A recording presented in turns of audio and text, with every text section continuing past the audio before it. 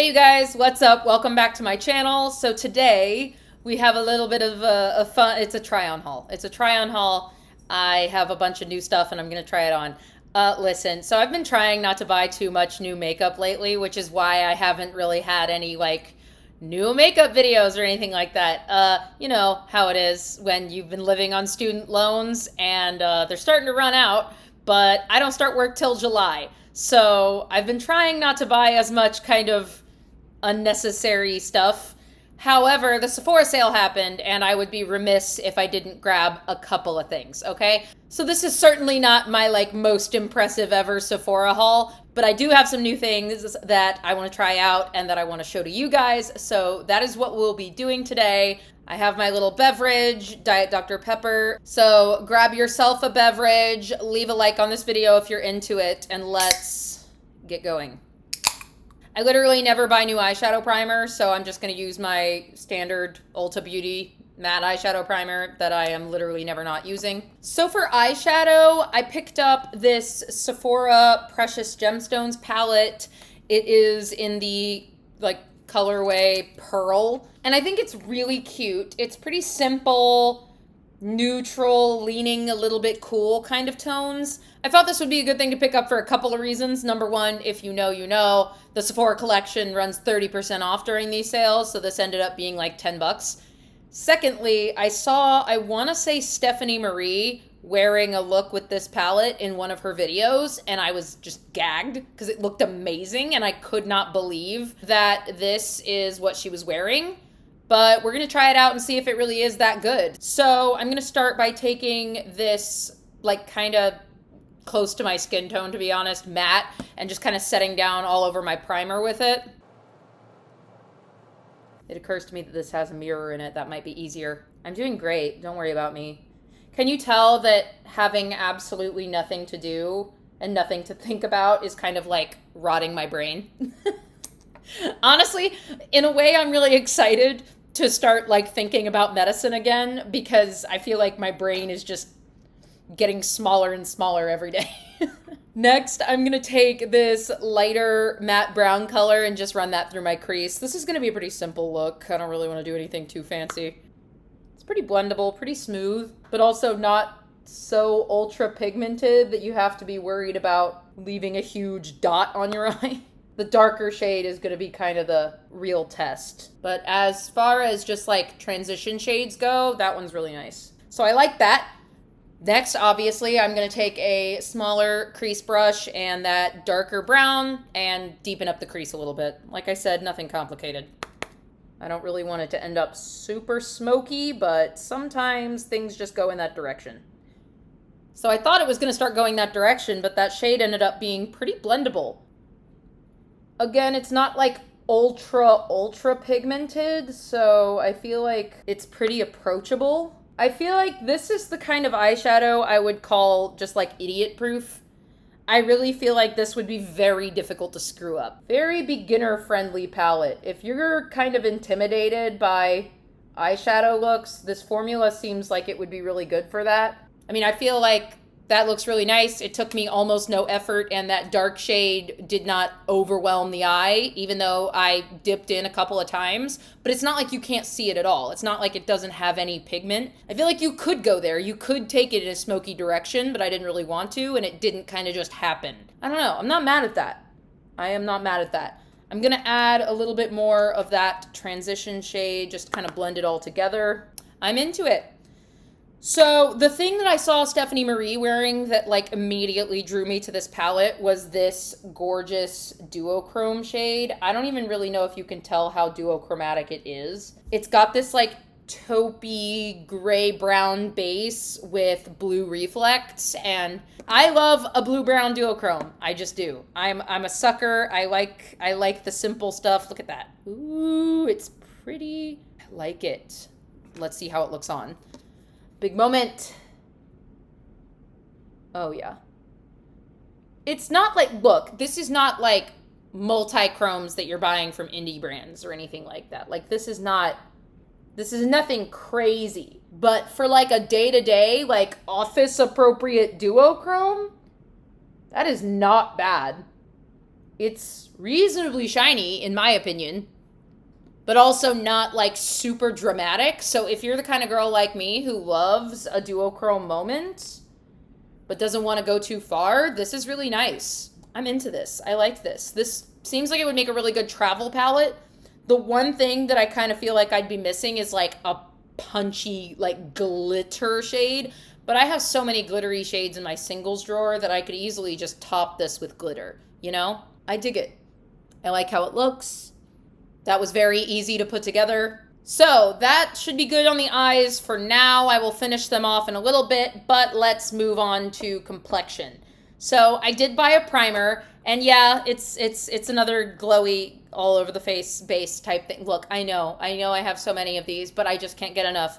And I forget who it was, but I heard somebody talking about the In Beauty Project face glaze. I had to try it, okay? It wasn't that expensive. It's got like skincare infused in it, and I love a glowy face base. So we're doing it.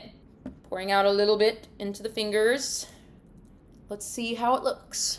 This is actually on the website classified under moisturizers, which is interesting. So I'm hoping that it's good for my very dry skin, but also gives me the glowiness that I'm looking for. I like how it feels. Doesn't really have a smell, which I also like because my skin is very sensitive. It's definitely got some dewiness going on. Definitely got some dewiness. I'm not sure it's like particularly shiny. Like, it doesn't give off that like actual, you can see this has shiny pigment in it that say the e.l.f. Halo Glow, or even more so the Charlotte Tilbury Hollywood Flawless filter has. It just kind of ends up blending out to be this like dewiness.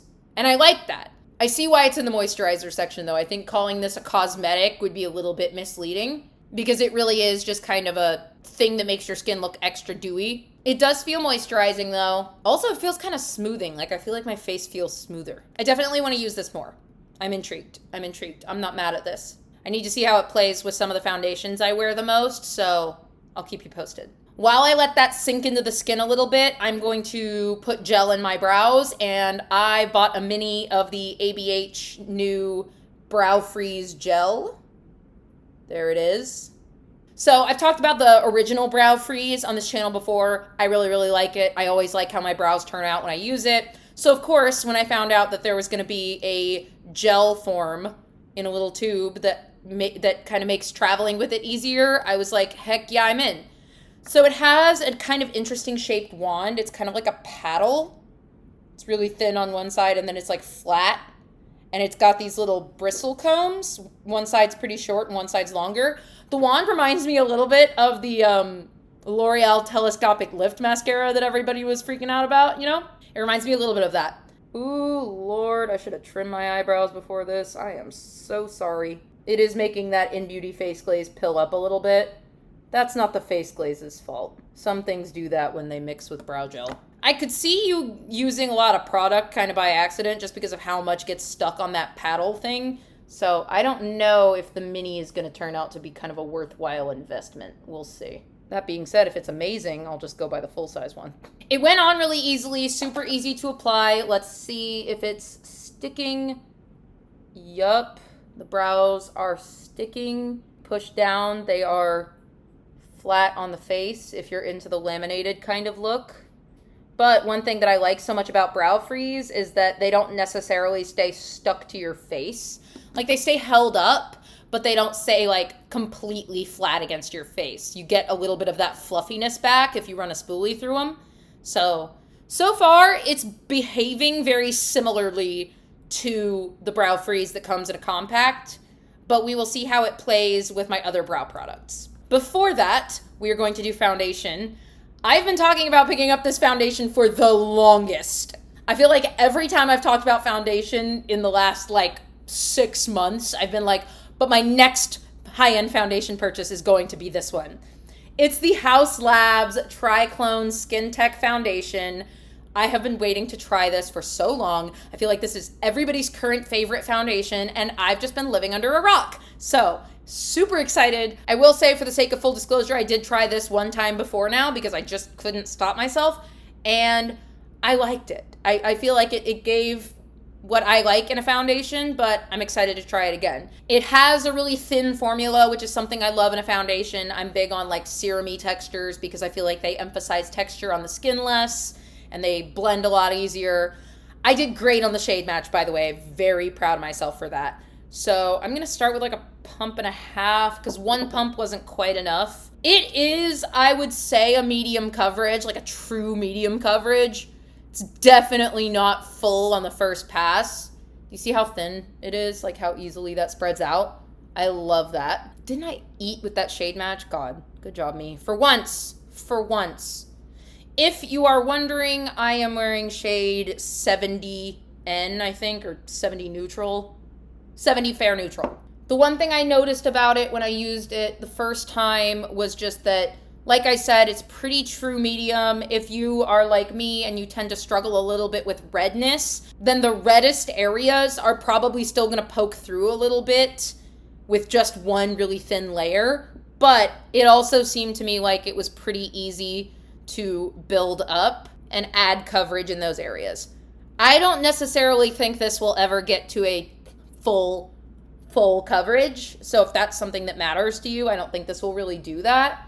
But it's something that I think would work well for event makeup and also every day. And I mean, the really impressive thing about it is that it just sinks right into the skin. I mean, immediately it becomes one with the skin. So as you can kind of see, I do still have a couple of little areas of redness peeking through, mostly on my cheeks and then down here on my chin where I'm breaking out a little bit. So I'm going to add a little bit extra to those spots just to see if it really builds as well as I think it did, or if I was maybe making that up. Takes a few tries with some of these foundations, man, to really know. All right, I'm going to do the trick that I kind of do with concealers, and I'm going to let that dry down just a smidge because sometimes that adds coverage. I could just use a brush to add coverage, but I never like how my foundation looks as much using a brush as I do with a sponge. I just feel like it always looks better when I use a sponge. And if the foundation that I'm using doesn't want to play nicely with a sponge, then that foundation is not going to play nicely with my routine. Yeah, so I do feel like adding that little bit more did help with the redness. Like I said, some of that scarring and that hyperpigmentation is not totally gone. So I don't necessarily think this blends all the way to a full coverage foundation, even if you build it.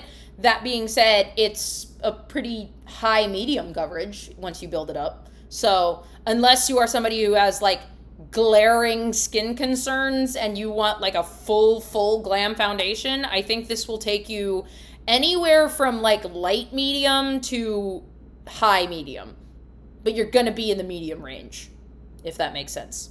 I don't have any new concealer, so I'm just going to slap on my Tower 28 concealer, and we'll go from there. You know, one thing I've been really into lately is blending my concealer with my fingers. I have, been a sponge girl with blending my under eye concealer. I've been a brush girl. I've really done it all.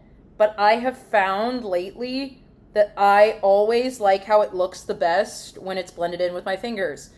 I feel like it maintains the most coverage.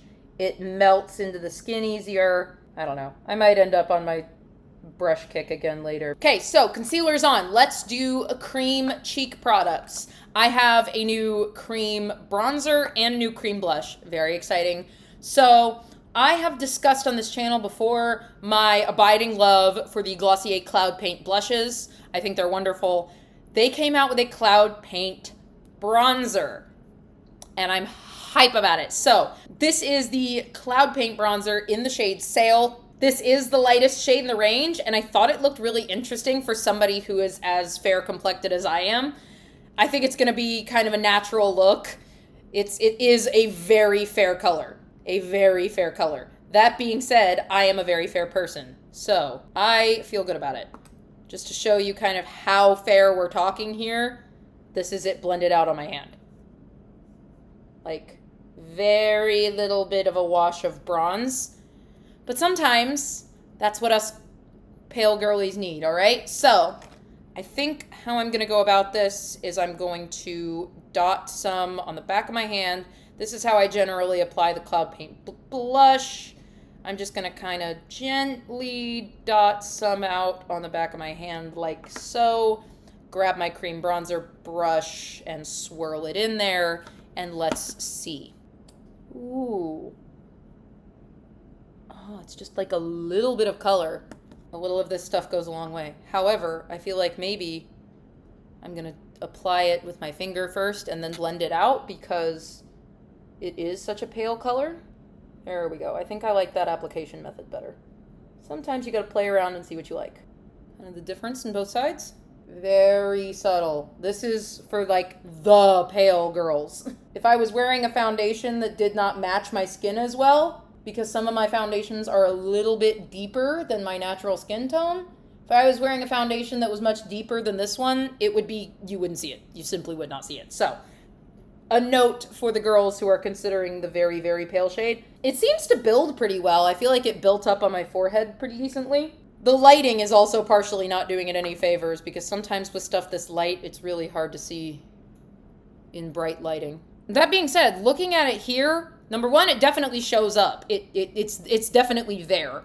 And number two, the formula is identical to the Cloud Paint blushes. So I can tell you that it blends incredibly easily and it will stay there for hours and hours and hours.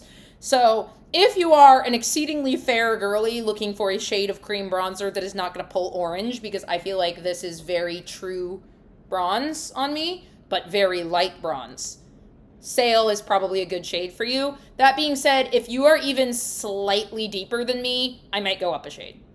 Unless you're also very cool tone, because the other shades in the range looked fairly warm. I'm going to play with this more. Moving on to my cream blush purchase. I'm so stoked to try this, I cannot even tell you. So you guys know I've been on a red blush kick lately. Yes, red cream blushes have been my thing. Well, the brand Bosma, which I have never tried before now, came out with this cream blush range, and they came out with what they described as a warm-toned cherry red.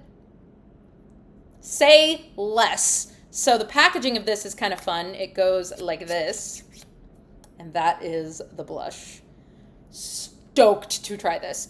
I kind of stuck my finger in it and felt it. It feels very, very thin and kind of balmy in texture, which is great when you're this color and using a red cream blush, because it means it probably won't go on ultra pigmented. That being said, even if it did, I can make it work. I have the red of the Rare Beauty blush, and those are some of the most pigmented blushes I've ever used in my life.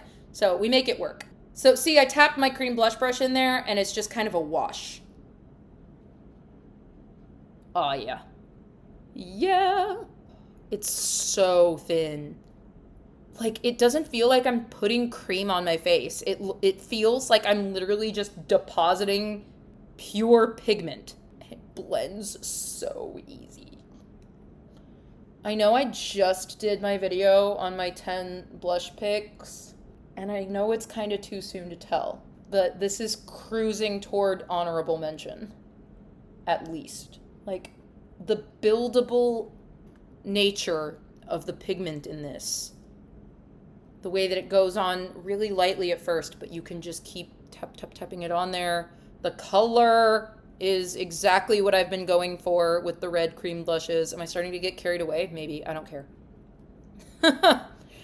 This might be what I have been searching for on the red cream blush train.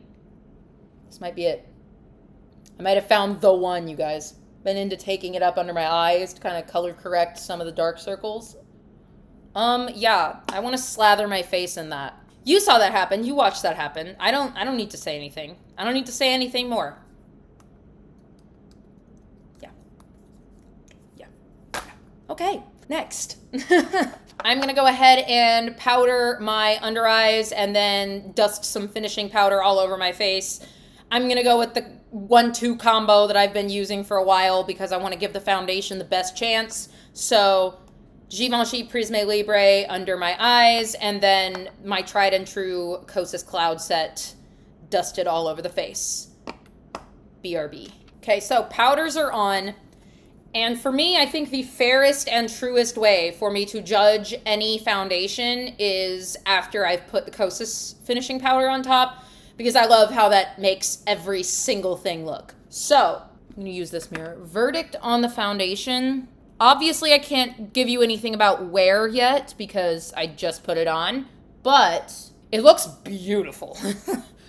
It's got a little hint of glow to the finish. It's not touching the NARS Radiant Foundation by any stretch. It's nowhere near that glowy. Natural satin is kind of what I want to call the finish. It's beautiful though. I mean, I cannot emphasize enough how much it just sinks right into the skin and just really becomes a part of it, while also doing some favors for the texture on your skin, as well as covering up most of what you want to cover up, but still you can tell that it's real skin underneath, if that makes sense. It's really good. That's a really nice foundation. I definitely want to play with it more, but I can see myself using this a lot for both day-to-day wear and glam, because I feel like it's really versatile in its coverage capabilities. I'm excited to play with that more. This was a solid pickup. Then again, I've been hearing it recommended left, right, and center for like a while now, so I'm not that surprised. Let's do brows really quickly before we jump in with powder products. So I'm going to kind of shape out my brow with my tried and true Benefit Precisely My Brow pencil. However, I'm going to kind of fill in the details with this new Benefit Precisely My Brow detailer. This is basically just like Precisely My Brow, except the tip is like the teeniest, tiniest little tip you've ever seen. Like, that thing right there is a plastic bit that the tip is coming out of. The actual tip itself is even smaller than that. Like, it's crazy small. Might even be smaller than the Huda Beauty, which up until now is the skinniest eyebrow pencil I've ever used. I did try this with another brow pencil that I used to kind of shape out the brows, and I loved how it made my brows look, so we're going to see if I can get that look again. The Brow Freeze Gel, the hold on my brows feels very similar to when I use the regular potted brow freeze. Like, they're definitely being held in place, but they still feel like hair and not like they're absolutely smushed against my face and never going to move. So far, so good. Let's see how it reacts when I go in with my pencil. So I'm just gonna try to kind of draw out the general shape that I want. So I'm gonna run the pencil under and over my eyebrow. And then in the spots that are super empty, because my brows grow wherever they feel like it. So that is where we are after just the Precisely My Brow. I'm gonna go in with the Precisely My Brow detailer and really fill in those little hair-like strokes. There's a spoolie on it too. I like that. And that is after the detailer. I love how that looks. I love it. I feel like I personally have a tendency to overdo it with normal brow pencils because I'll go to fill in a teeny tiny area and it ends up just looking like I just colored it completely in. This lets me fill it in with the teeniest, tiniest little strokes, and so it looks so much more natural. Like, no more full-on block brow. It's got hair-like strokes. I love it. I'm gonna go ahead and do the other brow, and then we'll move on, but I will say this is such a win. I see myself 100% using this, like, every time I do my eyebrows and buying this over and over and over again. This is a game changer for me. Other brow, be right back. Absolutely could not be happier with that. And by the way, yes, the Brow Freeze Gel played beautifully with both. Very minimal flaking off. I swear I've used brow gels where as soon as I go in with a pencil, all of the gel is just like sprinkling down in flakes. Very minimal. They stayed exactly where I put them.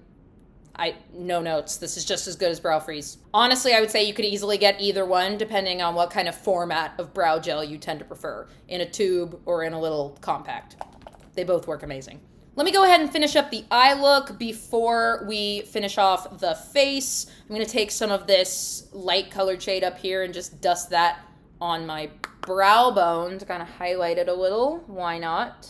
I have so much of it sitting there, I might as well use it. I don't always do this step, but the shade was sitting there calling me to do it. I'm going to throw some of this lighter matte brown on the lower lash line really quick.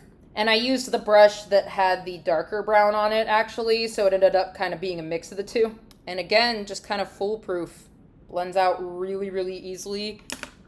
I really like how these look, man. I really do. Gonna take this light shimmery shade up here and pop that in my inner corner. It looks like it's gonna be very pretty.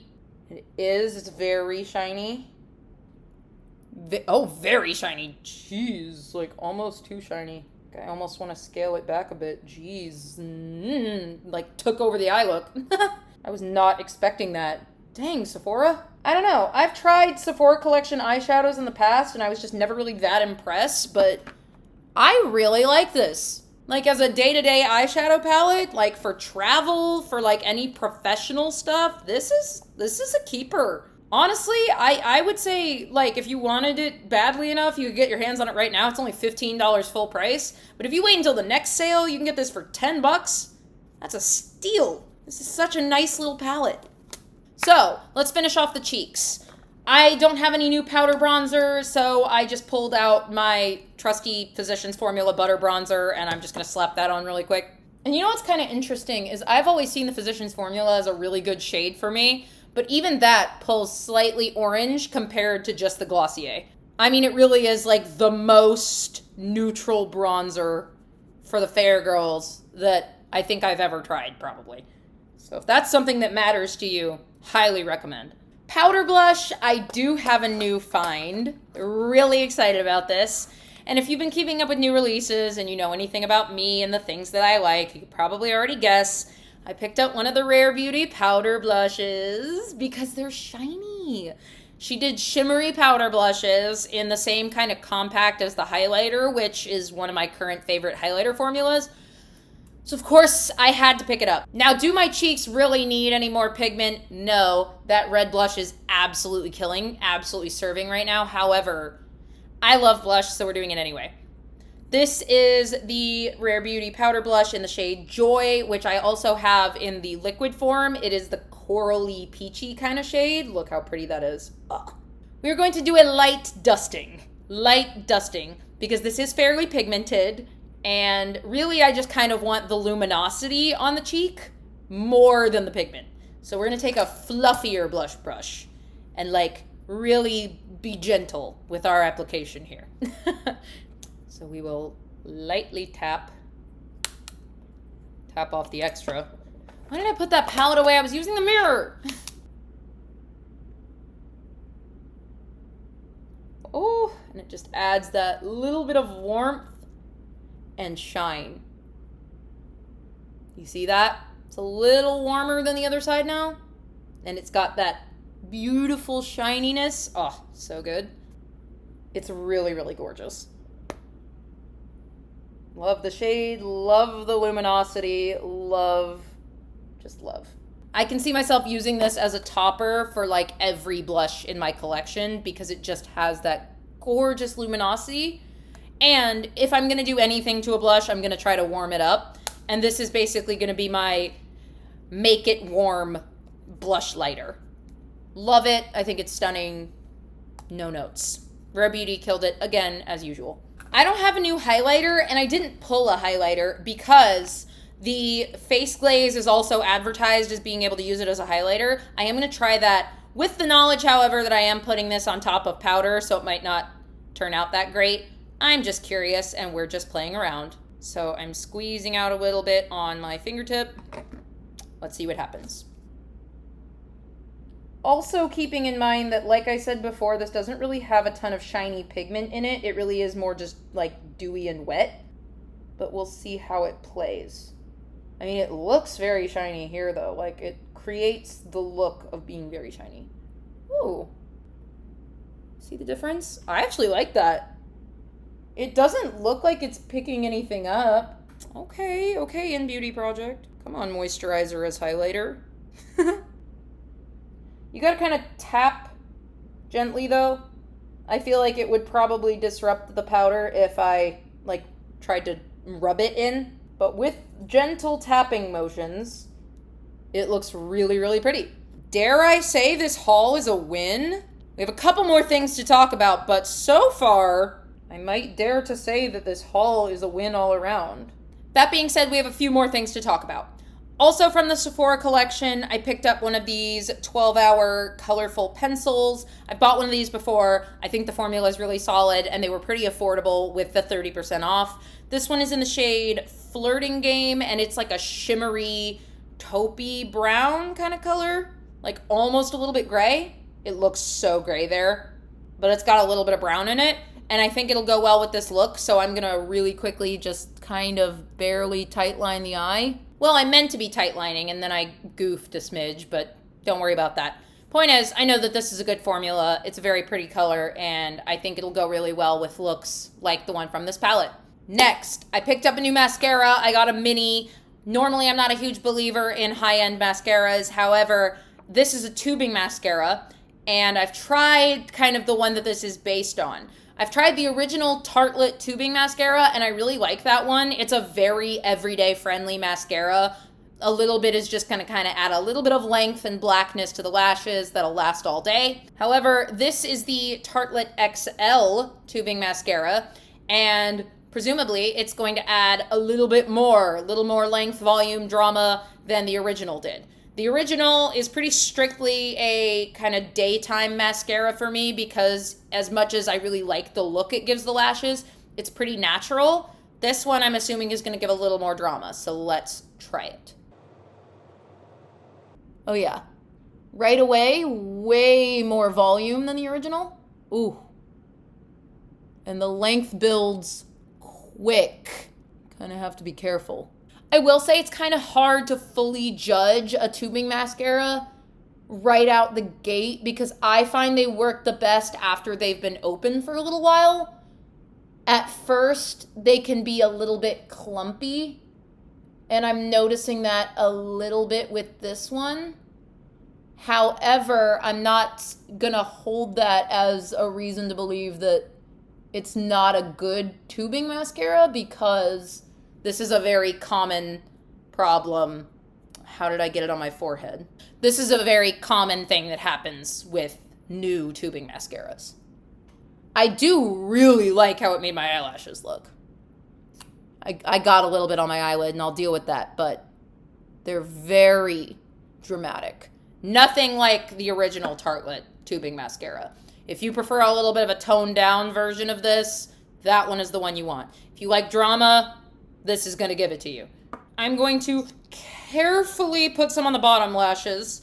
I do want to try it on the bottom lashes because if I'm wearing tubing mascara, I will generally put that on the bottom as well. I have a separate, like, skinny little waterproof mascara that I usually use on my bottom lashes, but if it's tubing, I will generally apply to my bottom lashes as well because I know the lasting power is there.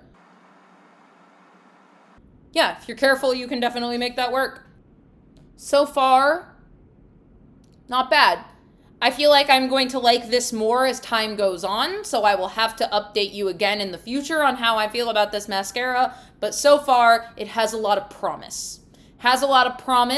Right now, I'm not going to tell you it's my most favorite tubing mascara I've ever tried. It was a little bit messy to work with. However, like I said, that's pretty typical for most mascaras when they're new, but especially in my experience, tubing formulas. Finally, I actually bought 2 lip liners. I got one from the Sephora collection because I love the Sephora collection lip liner formula. I think it is just such top-notch quality. It is so smooth, so creamy, so long-lasting. Like, I think the Sephora collection lip liners are every bit as good as the Charlotte Tilbury ones, and if you get them during the sale, they're less than half the price, but they're half the price all the time. So, just really, really amazing. I don't think I'm going to use this one today because I already know what the formula is like, but I did pick up shade 1, the nudist, and it's a very pale, kind of cool tone nude, and I feel like it'll be the perfect kind of contour shade for very pale girl lips. So, excited to have that one on hand. However, the lip products we'll be trying today actually came in a set. So, you guys know how much I love Tower 28. They came out a while back with a lip liner formula that you can also use on your eyes and, other places on your face, but I'm probably going to mostly use it on the lips. This is the one liner multi-liner, and this one is in the shade Work of Art. It's a traditional pencil liner, which I think is interesting. Not a lot of brands bring these out anymore, so I'm excited to try it. And then this came in a set with a Tower 28 gloss, which is one of my favorite gloss formulas. And this I just had to have because it is a takeoff on my favorite shade of their gloss. This is a shimmery version of the pistachio color, and they call it iced pistachio. You can see some of the little glitters in there. And for comparison's sake, this is the original pistachio.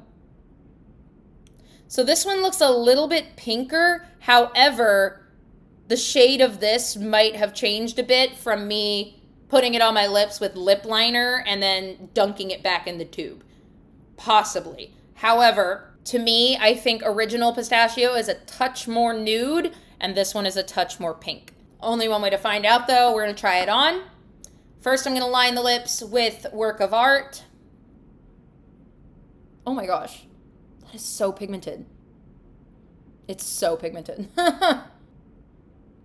It's so easy to draw on, though. One thing about these kind of traditional pencil liners is that they can be really rough and kind of skip on the lips. This, not at all. It's super creamy. I absolutely love the shade of this. This is the most perfect nude brown just ever. I've definitely had better application, but it's fine. We're just having fun. And now we are going to try iced pistachio. Very excited. Let me swatch really quick. Why not? Ooh. It looks very shiny. The sparkles are there. They are giving... The sparkles are kind of gold and pink from what I can tell. Let me swatch the original pistachio next to it. New pistachio seems slightly more sheer, which makes sense because it's a sparkly gloss. But this is old pistachio on this side, and that one is iced pistachio. So I feel like I'm right about the new one being slightly more pink, but honestly, it's hard to tell. That might also be because of the pink sparkles. Let me quit rambling and try it. The formula is just the same. Every bit is good. You can't feel the glitter. That's very important to me in a shiny lip gloss that has little sparkles in it. If I can feel the glitter, that's a deal breaker. You can hardly even see the glitter unless you look particularly up close. It just looks very shiny. Love that. Love it. I knew I would because I love Tower 28's glosses, but yeah, happy to add her to the collection. So that is it. That is the full face of mostly new products from this Sephora sale. Let me know what you guys think. What did you guys pick up during the sale if you picked up anything? Has this video inspired you to pick anything up in the future? Leave me a comment down below. Let me know. If you enjoyed this video, please leave a like. And if you want to see more from me, please hit subscribe down below. I would absolutely love to have you. Until the next one, bye you guys.